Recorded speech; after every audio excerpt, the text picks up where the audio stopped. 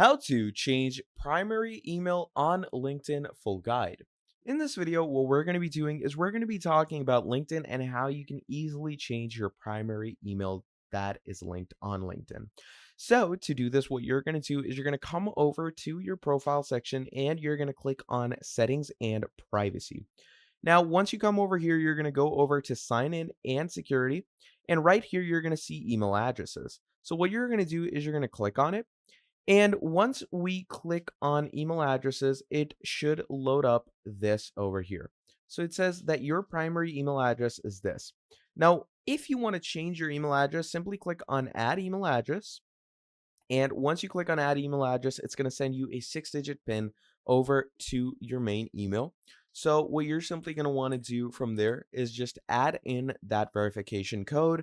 And once we have added in our verification code, what happens from there is you're simply going to submit and it's going to allow you to add in your new email. So my subscription code is 697, okay, and 737.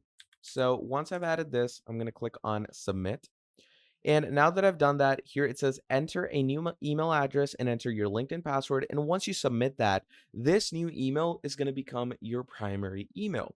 So that is pretty much about it. That is how you can go ahead and change your primary email on LinkedIn.